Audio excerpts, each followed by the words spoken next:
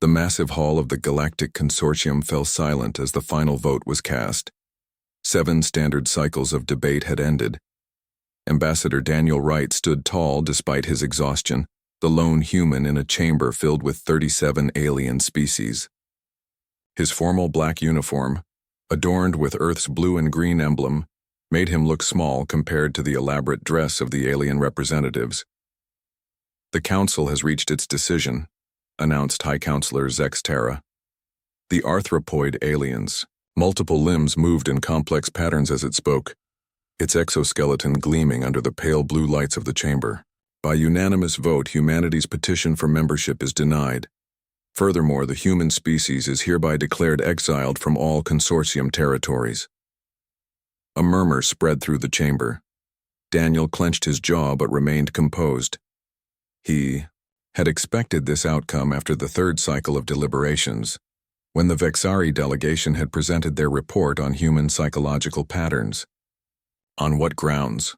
Daniel asked, his voice steady despite the weight crushing down on his chest. He already knew the answer but wanted to hear them say it. Zex Tara's compound eyes reflected the light as it leaned forward. "The charges are threefold. Unpredictable behavior patterns incompatible with consortium stability protocols, technological development deemed erratic and dangerous, and evolutionary incompatibility with established galactic norms." Daniel stepped forward, palms open in a last appeal. "We have complied with every request. We've shared our complete history, opened our worlds to your observers, demonstrated our commitment to peace. Humanity has so much to offer the consortium." "That is precisely what concerns us," interrupted the Melosian representative, a tall, slender being with pale blue skin. "In less than 5 centuries, your species advanced from primitive combustion engines to faster-than-light travel. You adapted technologies in ways our scientists had not predicted. Your genetic structure allows for environmental adaptations that our models cannot forecast." "You see unpredictability," Daniel countered. "We call it innovation. You fear our adaptability. We consider it our greatest strength." "And that," Zex Tara said with finality, "is why this decision is necessary. The consortium has maintained peace for 50,000 years through predictable, stable progression. Your species represents a destabilizing factor we cannot accommodate." The formal decree appeared on the floating display before Daniel. The words burned into his vision. Humanity confined to its home solar system, all existing outposts beyond, Sol to be abandoned, monitoring stations to be established at the system's edge. The exile would remain in effect until such time as humanity's evolutionary path aligns with galactic standards. "This is a mistake," Daniel said quietly. "One you will come to regret." "Your reaction confirms our decision," said the Dravidi representative, a gaseous entity contained within a hovering crystal sphere. "Threats are not the consortium way." "It wasn't a threat," Daniel replied. "It was a prediction." As the human delegation was escorted from the chamber, Daniel received the secure communication from Earth. President Alexander Russell's message was brief. "Protocol Omega authorized. Return immediately." Captain Olivia Martinez stood on the bridge of the Earth Alliance flagship Defiance, watching as the last human ships pulled away from the consortium border station. Through the view screen, she could see the alien monitoring satellites already being deployed. "All ships report ready." "For jump, Captain," said her first officer, William Reed. Olivia nodded, her dark eyes fixed on the alien station. She was 43 years old with 20 years in space service. She had believed, truly believed, that humanity would find friends among the stars. That belief had died over the 7 cycles of deliberation that had been nothing more than a show trial. "Before we go," she said, opening a channel to the consortium station, "I have a message for the Council." The alien face that appeared on screen belonged to a Tarathi supervisor. Its facial ridges, forming what humans had learned was an expression of disdain. "The Council has no interest in further communication, human. Your departure instructions are clear." Olivia smiled slightly. "Just tell them this. They've made their choice. Now we'll make ours." She signaled for the channel to be cut. "Commander Reed, take us home." As the fleet of 27 ships activated their drives, Olivia wondered if the aliens understood what they had done. Probably not. Their rigid thinking couldn't grasp the human spirit. Perhaps that was for the best. The news of humanity's exile reached Earth before the returning ships. Videos of the consortium's decision spread across the world, triggering protests, fear, and anger. Humanity had spent decades preparing for this moment, investing tremendous resources in the hope of joining the galactic community. Now those hopes were ashes. In cities across the planet, people gathered in public squares, watching grimly as alien representatives explained why humans were too unpredictable to join their perfect, stable society. In research labs and university halls, scientists and engineers who had worked to meet consortium standards sat in stunned silence. But it was in the small town of New Hope, Nebraska, where the most important reaction took place. There, in a secure underground facility, President Alexander Russell convened an emergency meeting of the Earth Unity Council. The 12 members of the council represented Earth's major regions, along with the colonies on Mars and Europa. They sat around a circular table, faces grim as they watched the final recording of the consortium's decision. When the recording ended, President Russell stood. At 62, he had the weathered face of someone who had spent years working under the open sky before entering politics. His voice was deep and steady. For 50 years, we prepared to join their community. We restructured our governments, redirected our resources, adjusted our priorities, all to meet their standards. He paused, looking at each council member. We compromised who we are to fit their vision of what we should be. Councillor Naomi Jackson from the African Union spoke up. What happens now? They've positioned monitoring satellites throughout our system.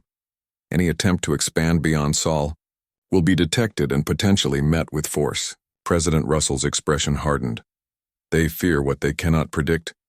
They exile what they cannot control. But we will not be constrained. If the galaxy has chosen isolation over cooperation, then humanity will forge its own path among the stars.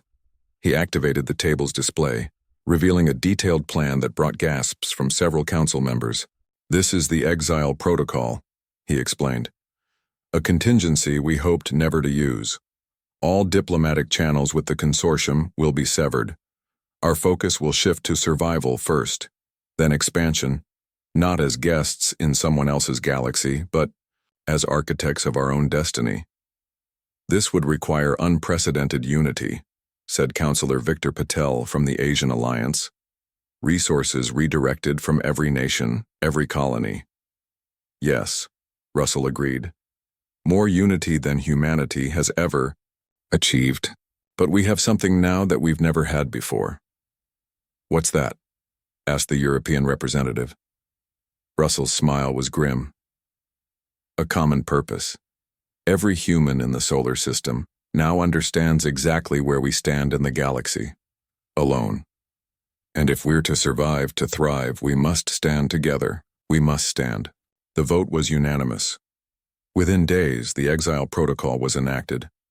Earth's industries retooled for the new priority, developing technologies the consortium had discouraged or forbidden. The Mars and Europa colonies expanded their research facilities, freed from consortium oversight. Military installations throughout the system were strengthened and hidden. Most importantly, deep beneath the lunar surface, construction began on Project Horizon, humanity's answer to exile. As Ambassador Daniel Wright watched the activity from the observation deck of the lunar base, he felt a strange mix of regret and hope. They thought they were containing us, he said to Dr. Catherine Lee, the project's lead scientist. Instead, they've removed the only constraints that were holding us back. Catherine nodded, her eyes on the excavation below. Humans don't do well with limits imposed by others. We never have. Do you think we can really do this? Build something greater than what they offered us? She turned to him, determination clear in her expression. They've had 50,000 years to perfect their vision of civilization. Now let's show them ours. Far above them, the stars shone coldly through the dome's transparent sections. Somewhere out there, the consortium believed they had solved the human problem, They would learn in time how wrong they were. 20 years had passed since the day of exile. The solar system had changed in ways the consortium could never have predicted. Where they expected decline, humanity had flourished. Where they anticipated surrender, humans had found resolve. Dr. Paul Williams stood before the curved window of the Mars Research Complex, watching the red dust swirl across the landscape. At 53, his hair had gone completely gray, but his eyes remained sharp and clear. Behind him, Dr. Lisa Chen worked. At a holographic display, her fingers moving quickly through data streams. "Run the simulation again," Paul said, turning from the window. "I think we've almost got it." Lisa nodded, her concentration unbroken. At 48, she had spent the last 15 years working alongside Paul on what many called an impossible project. The display filled with swirling equations and model predictions. "There," she said suddenly, freezing the simulation. "That's it. The field stabilizes at this configuration." Paul moved closer, studying the results. A slow smile spread across his face. "We did it," he whispered. "We actually did it." 3 days later, they presented their findings to the United Earth Council in the underground chamber beneath New Hope, Nebraska. President Julia Alvarez, who had succeeded Alexander Russell 5 years earlier, sat at the head of the table. The room was filled with the most important scientific and political leaders of human space. "The Williams-Chen drive," Paul explained, activating the central display, "represents a fundamental breakthrough in space travel technology. Unlike the fixed spatial pathways used by the consortium, our drive creates temporary wormholes, allowing us to bypass their monitored routes entirely." Lisa stepped forward. "The consortium has been using the same technology for millennia. They found one solution and stopped looking for others. We took a different approach." "Will it work?" asked Defense Director Richard Brown, leaning forward with intense interest. "Can it really get past their detection grid?" "In theory, yes," Paul answered. "The drive creates no detectable energy signature until the moment of transit. By then, the ship would be gone." "And you're sure it's safe?" President Alvarez asked. Lisa nodded. "We've conducted over 200 unmanned tests. The technology is ready for a crewed mission." The council chamber erupted in discussion. This was the breakthrough they had been waiting for. A way to break the exile without detection. "If this works," said Martian colony representative Maria Diaz, "we could explore and expand without the consortium's knowledge." "Exactly," Paul confirmed. "They believe they know where we are and what we're capable of. They're wrong on both counts." 3 months later, a small ship named Eagle's Flight sat ready in the hidden shipyard inside the asteroid series. Its sleek design was unlike any previous human vessel, built specifically around the new drive system. Captain Gregory Jones walked through the final inspection, his experienced eyes checking every detail. At 45, he had been selected personally by President Alvarez for this mission. His crew of 7 represented the best pilots, engineers, and scientists humanity could offer. "How does she look, Captain?" asked Chief Engineer Alan Foster, wiping grease from his hands as he emerged from an access panel. "She looks like freedom," Gregory answered with a smile. "Are we green for launch?" Alan nodded. "All systems check out. The drive is stable. We're ready whenever you are." 6 hours later, Eagle's Flight departed from Ceres, broadcasting normal signatures that the consortium monitoring stations would expect from routine intersystem traffic. Once beyond Mars orbit, the ship went silent. In the control center, Paul, Lisa, and a team of scientists watched nervously as Eagle's Flight approached the coordinates for the first jump. "Drive is charging," came Gregory's voice over the secure channel. "Field forming as expected." Paul squeezed Lisa's hand as they watched the monitors. Everything they had worked for came down to this moment.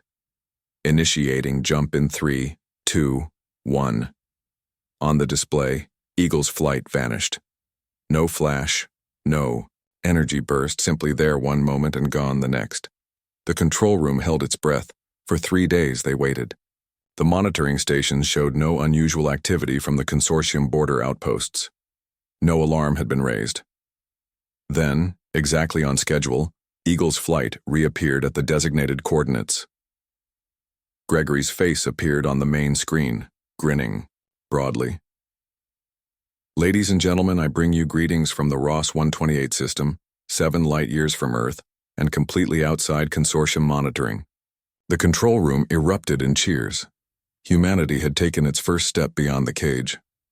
Meanwhile, at the Lunar Research Base, another breakthrough was taking shape. Dr. Samantha Howard led a team of 50 scientists working on what they called Project Genesis.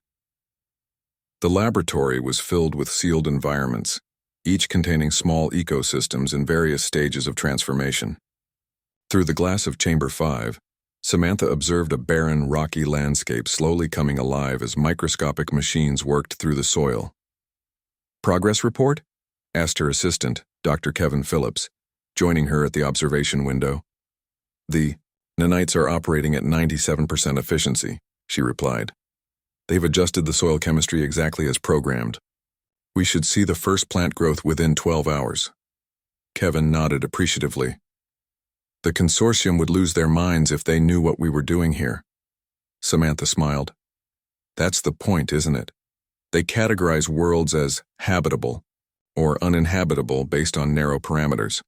Their species require specific environments and they lack the technology or imagination to adapt worlds to their needs. While humans, she continued, can adapt to environments or adapt environments to us, they see one option where we see dozens." 3 weeks later, Samantha presented her findings before the United Earth Council. The room was filled with excitement following the success of the Williams-Chen drive. Now they had a second breakthrough to consider. "Nanite terraforming," Samantha explained, showing microscopic footage of the machines at work. "These programmable nanites can transform inhospitable environments into habitable ones in a fraction of the time required by traditional methods." "How quickly could they make a planet suitable for human settlement?" asked Counselor Jackson. "Depending on the starting conditions, anywhere from 6 months to 5 years, Samantha answered. "And the process can be tailored to create environments that would never attract consortium interest." President Alvarez stood, looking at the faces around the table. "The implications are clear. With the Williams-Chen drive, we can reach starry systems undetected. With nanite terraforming, we can make homes in places the consortium has dismissed as worthless. We can build our own network of worlds," said Director Brown, "completely hidden from their awareness." "Exactly," the president agreed. 20 years ago, they exiled us, expecting us to remain trapped in our home system, perhaps forever. Instead, we've created the keys to a greater freedom than they could imagine.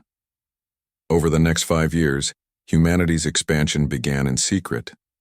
Small outposts were established in nearby star systems, each one carefully hidden from potential consortium detection. Eagle's flight was joined by a growing fleet of ships equipped with the Williams-Chen drive. On the harsh world that colonists named New Dakota, temperatures dropped to freezing at night and soared during the day. Consortium species would never consider such a place, but humans saw opportunity. Director Frank Murphy oversaw the development of adaptive exosuits that allowed colonists to work comfortably in the extreme conditions. "The suit learns from your body," he explained to new arrivals. "After a few weeks, it feels like a second skin."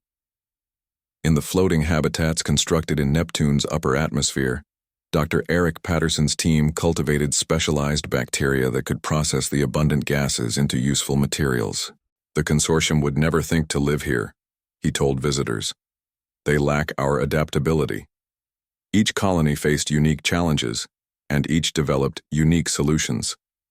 These innovations were shared through the growing human expansion network, allowing all of humanity to benefit from each success.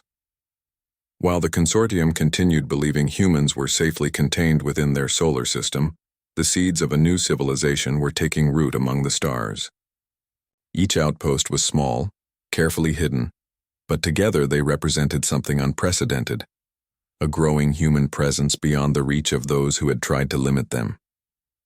In the observation dome on Earth's moon, Paul Williams and Lisa Chen stood side by side looking up at the stars that no longer represented boundaries but possibilities. "Do you think they'll ever realize what they did?" Lisa asked. By forcing us to find our own way? Paul smiled. Eventually. And when they do, I hope they're ready for the humans they created.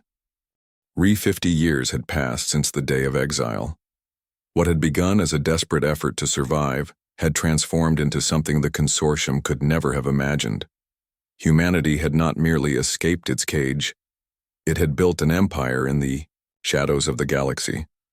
Admiral Susan Cooper stood on the command deck of the USEH Vigilant, the flagship of humanity's growing fleet. At 58, she had spent most of her life in space, watching humanity's secret expansion unfold.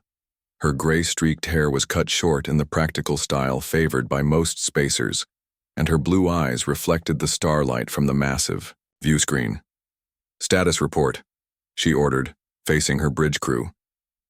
"All ships in position, Admiral," reported Commander Jack Wilson. "Stealth systems functioning perfectly. Consortium patrol ships are continuing on their regular route with no sign. They detect our presence," Susan nodded with satisfaction.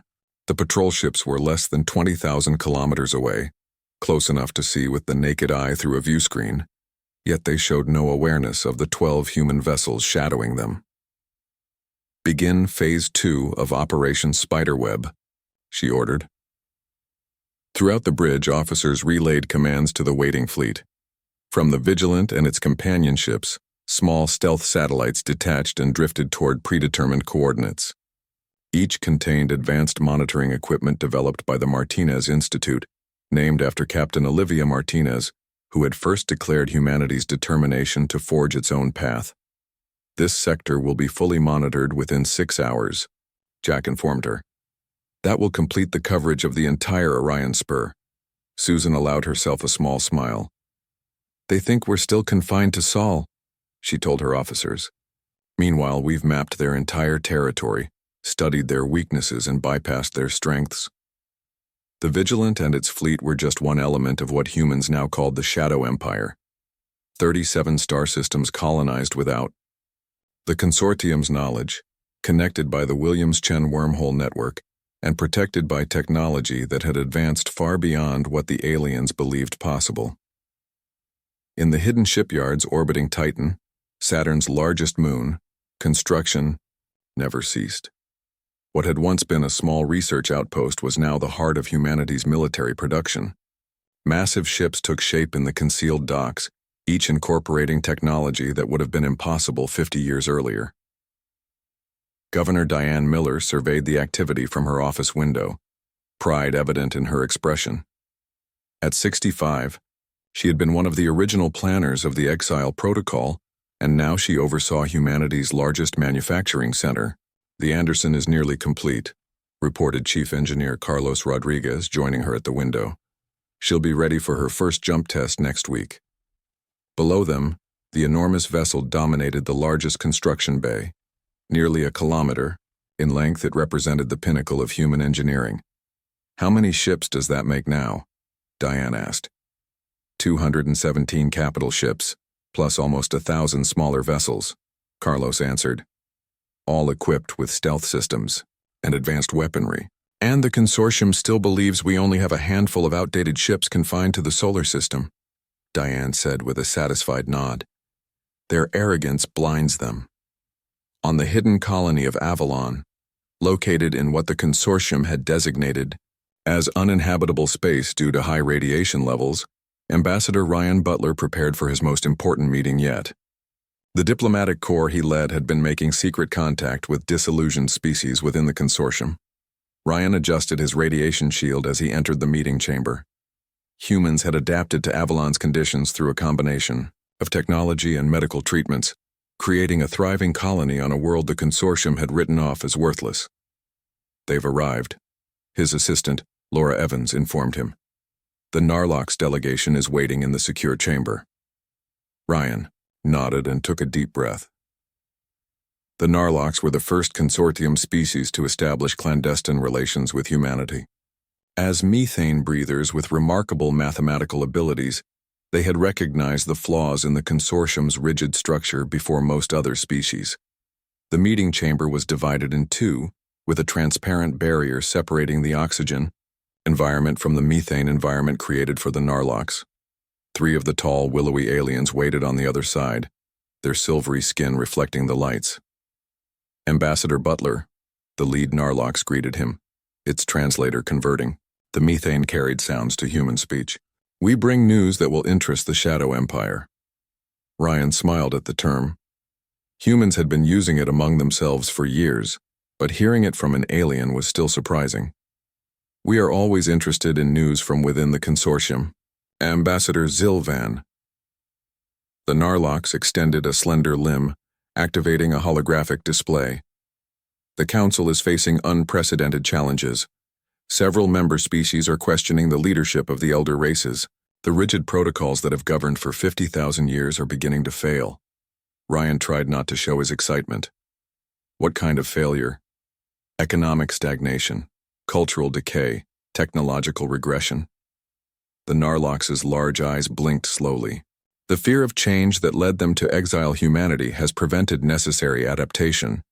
Many younger species see this now." "And what does the Narlox collective see?" Ryan asked carefully. "We see opportunity," Zilvan replied. "The mathematical models are clear.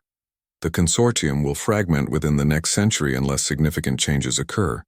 We prefer to align ourselves with the ascending force." "Meaning humanity?" "Precisely. Your species has accomplished more in 50 years of isolation than most consortium members have in millennia." The Narlox's translator couldn't convey emotion, but Ryan sensed admiration in the alien's posture. "We wish to formalize our alliance." By the meeting's end, humanity had secured its first official alien allies. The Narlox would provide intelligence on consortium weaknesses in exchange for human technological innovations that their own leadership had forbidden them to explore. "They exiled us expecting us to wither," Ryan noted in his report to the United Systems Council. "Instead, we've thrived in ways they cannot comprehend. We've built an empire in their blind spots, in the heart of the Shadow Empire, on the planet New Earth." The United Systems of Humanity convened its quarterly council.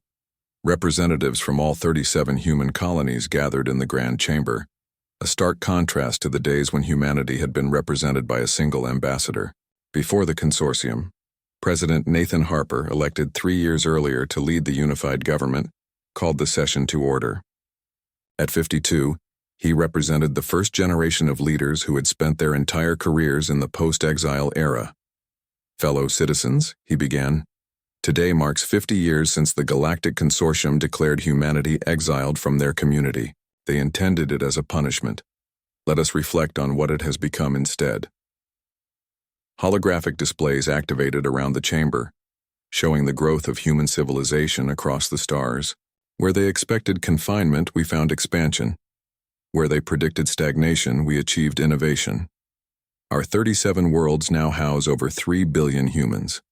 Our economy grows at a rate that would terrify the consortium if they knew of it. Around the chamber, representatives nodded in agreement. The exile had forced humanity to develop governance systems unlike anything seen before, adaptive protocols that could evolve based on circumstances rather than the rigid hierarchies of the consortium. Each colony maintained significant autonomy while contributing to the whole. "Most importantly," Nathan continued, "we've developed technologies the consortium cannot imagine." The displays shifted to show the newest breakthrough, the quantum communication network developed by Dr. Heather Wilson and her team. Unlike the limited communication systems used by the consortium, which relied on courier ships for most interstellar messages, the human network allowed instantaneous contact across vast distances. "With this network now connecting all human worlds," Nathan explained, "our coordination capabilities exceed anything in known space. Combined with our AI partnerships, we have advantages the consortium's fear would never allow them to develop. The artificial intelligences that humans had created had become integrated partners in expansion, where the consortium feared such entities as potentially uncontrollable. Humanity had embraced them, creating a symbiotic relationship that accelerated development in every field. The question before us now, Nathan said, his tone growing serious, is when, not if, we should reveal ourselves to the galaxy. The chamber grew quiet. This was the question that had been building for years. Our intelligence suggests the consortium is beginning to fracture from within. Species that have been members for thousands of years grow restless under unchanging protocols. The Narlocs are not alone in their dissatisfaction. He looked around the chamber, meeting the eyes of each representative. The rigid stability that caused them to fear humanity is causing their own decline. We must decide if the time has come to offer an alternative. The debate that followed was passionate but respectful. Some argued for continued secrecy, for building greater strength before revealing the Shadow Empire. Others believed the moment was approaching when humanity should step from the shadows and reshape the galactic order.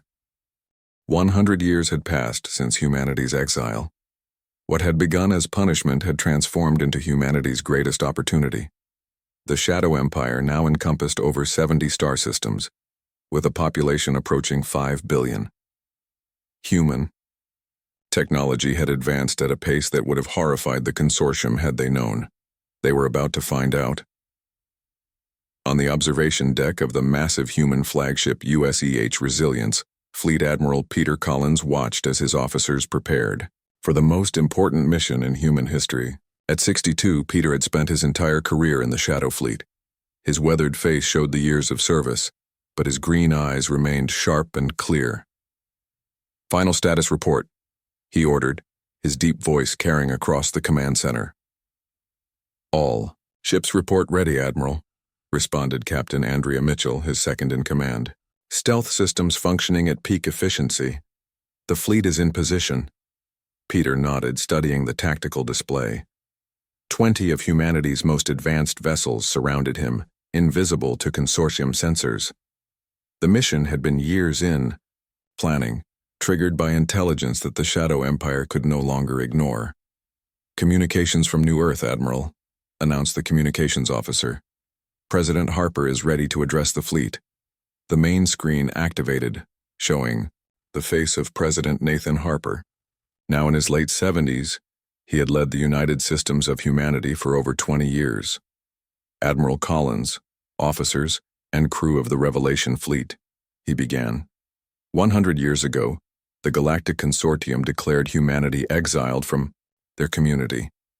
Today, that exile ends, not because they have welcomed us back, but because they now need us more than we ever needed them. Peter listened as the president summarized the situation.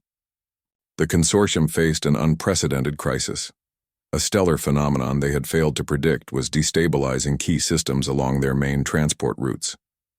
Their ancient protocols had proven inadequate to address the emergency, and billions of lives hung in the balance. "Your mission is simple but historic," President Harper concluded. "Save those who rejected us. Show them what humanity has become in the century they ignored us. The future of galactic civilization rests in your hands." As the transmission ended, Peter turned to his crew. "You've all been briefed on the situation. The consortium doesn't know we're coming. They don't know we've been watching them for decades. They certainly don't know we can help them. Let's change that."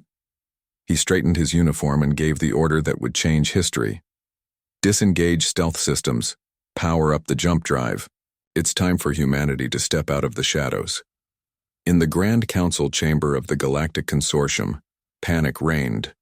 Representatives from 37 species argued as reports of stellar instability flooded in from across their territories. Transportation networks were failing. Supply chains were collapsing. Evacuation efforts were overwhelmed. High Counselor Vexnara, descendant of the leader who had exiled humanity, called desperately for order. Her arthropoid form seemed to shrink under the weight of the crisis. "Our predictive models have failed," she admitted to the assembly. "We require assistance beyond our capabilities. If any member has resources or technology that might help, now is the time to share it." The Narlock's representative stepped forward. "Perhaps we should look beyond our membership for solutions." "What are you suggesting?" Vexnara asked. "That we appeal to non-aligned worlds? None have the technology to assist with a crisis of this magnitude." "There is one species that might," the Narlock said carefully. Before Vexnara could respond, the chamber's emergency alert sounded. The chief of security rushed to her side, mandibles clicking in agitation. Unknown vessels have appeared in the Proxima system, he reported. Many unknown vessels. They appeared without warning, without using any known jump points. Hostile. Action? Vexnara asked, fear evident in her posture. Unknown. They're not moving to attack, they're moving to intercept the stellar anomaly. The main display activated, showing a fleet of ships unlike any the consortium had seen before. Their design was sleek and powerful. Their technology clearly advanced beyond consortium standards. As the council watched in stunned silence, the unknown ships moved into formation around the edges of the stellar disturbance. We're receiving a transmission, announced the communications officer. System-wide on all consortium frequencies. Vexnara hesitated, then nodded. Put it through. The image that appeared on the screen sent a shock through the chamber. A human face, older, more weathered than they remembered, but unmistakably human. This is Fleet Admiral Peter Collins of the United Systems of Humanity, the human said calmly. We've detected your crisis and have come to offer assistance. We have the technology to stabilize the stellar anomalies threatening your systems. With your permission, we'll begin immediately. Silence gripped the chamber. After a century of believing humans confined to their home system, here they were, not only free but offering help with technology the consortium didn't possess. Vexnara found her voice at last. How did you? There will be time for explanations later, Peter replied firmly. Right now, millions of lives are at risk. Will you accept our help? The council looked to Vexnara.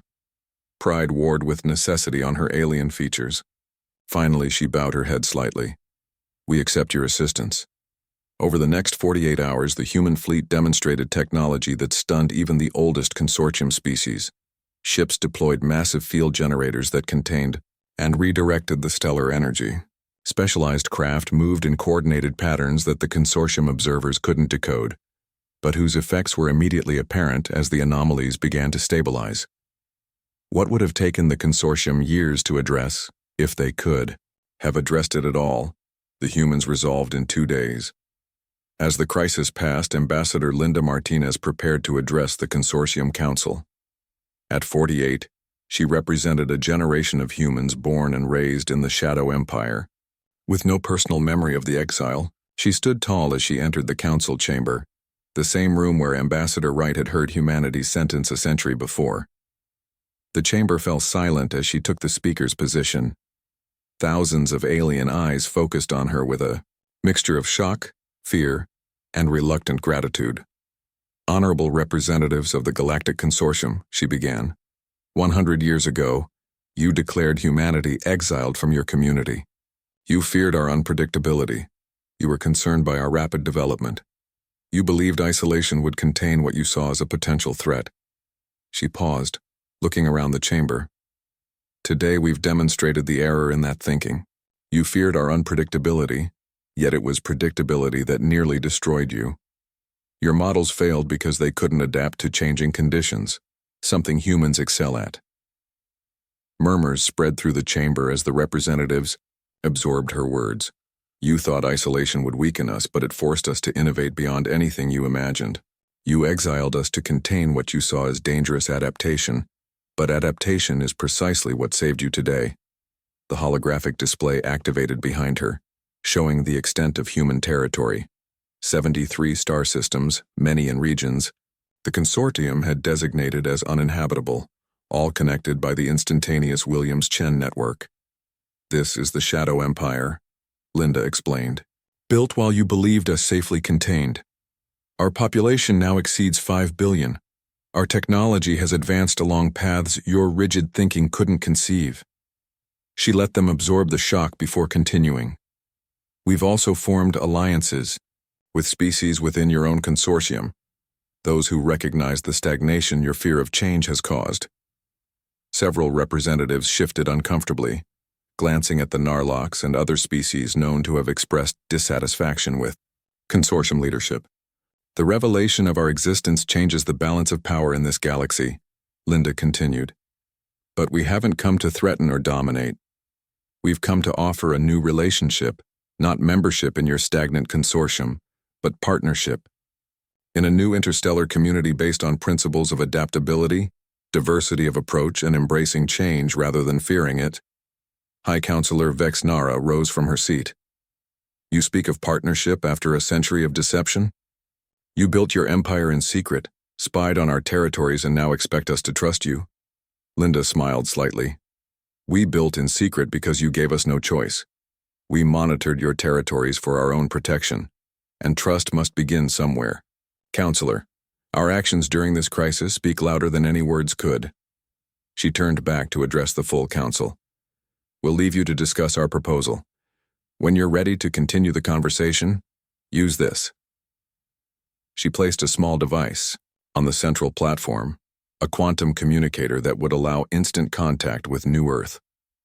The galaxy is vast enough for many approaches to civilization, Linda concluded. Your exile forced us to build a greater empire alone. Now we invite you to help us build something even greater together. As the human delegation departed, the council erupted in debate. Some demanded immediate military action against the Shadow Empire. Others argued for careful diplomatic engagement. Most simply struggled to comprehend how completely they had underestimated humanity.